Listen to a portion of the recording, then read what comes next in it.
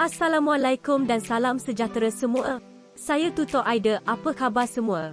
Saya harap semua sihat supaya dapat memahami topik yang akan saya kongsikan sebentar lagi iaitu tentang langkah mencari ralat dalam atur cara, jenis-jenis ralat dan konsep asas pemikiran komputasional.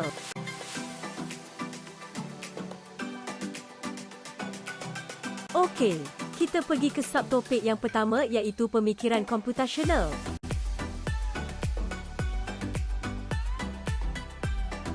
Apa itu pemikiran komputasional? Pemikiran komputasional ialah suatu proses pemikiran bagi menyelesaikan masalah oleh manusia sendiri yang dibantu oleh mesin atau kedua-duanya sekali dengan menggunakan konsep asas sains komputer.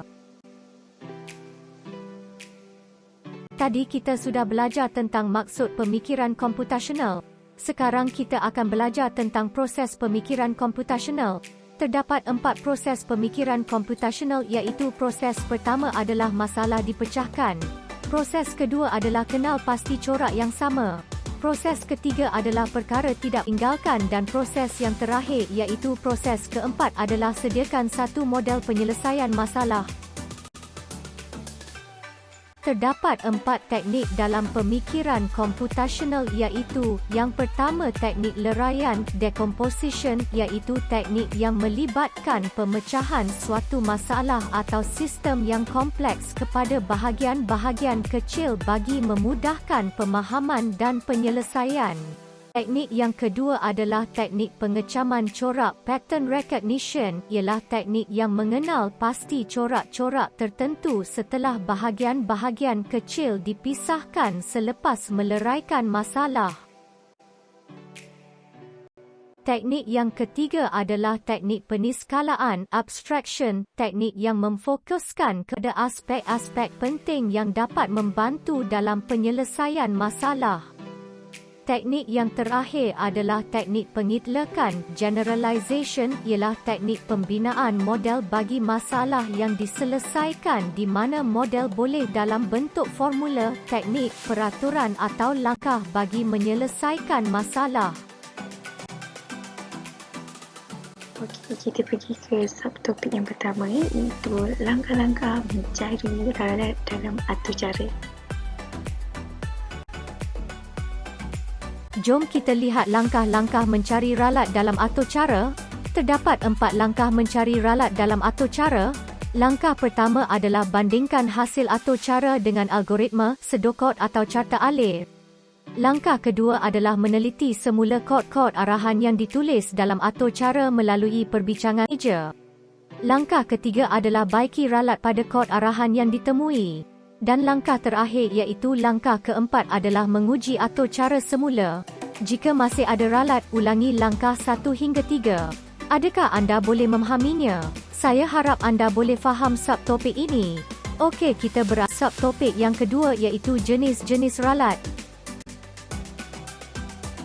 Okey, kita masuk kepada subtopik kedua iaitu jenis-jenis ralat. Okey, sebelum tu ada berapa langkah mencari ralat dalam atur cara yang diterangkan tadi. Ya, betul, 4 langkah dalam mencari ralat dalam atur cara. Okey, bagus. Ke subtopik yang kedua iaitu jenis-jenis ralat. Okey, ralat ni mempunyai 3 jenis, antaranya ralat sintak ataupun syntax error, ralat logik, logical error, ralat masa larian iaitu runtime error.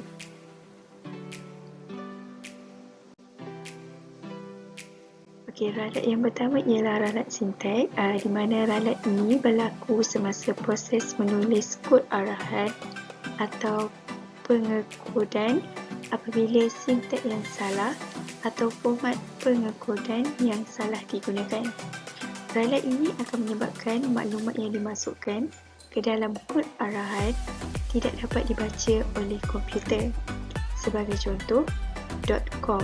Sepatutnya perkataan itu ditulis sebagai .com.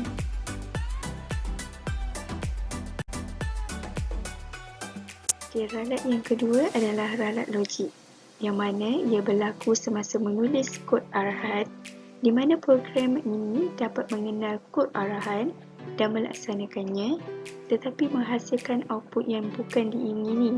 Sebagai contoh, 2 darab 4, jawapan dia 6. Sepatutnya 2 darab 4, jawapan dia 8. Adakah anda boleh faham? Okey, bagus.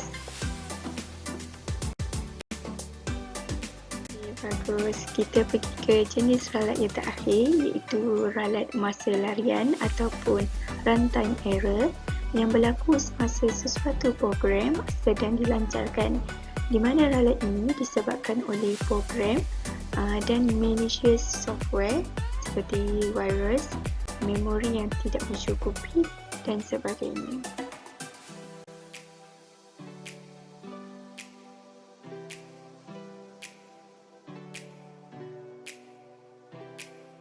Itu saja untuk perkongsian pada kali ini.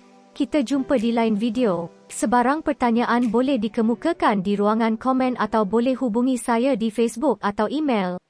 Sekian, terima kasih. Jumpa lagi. Assalamualaikum.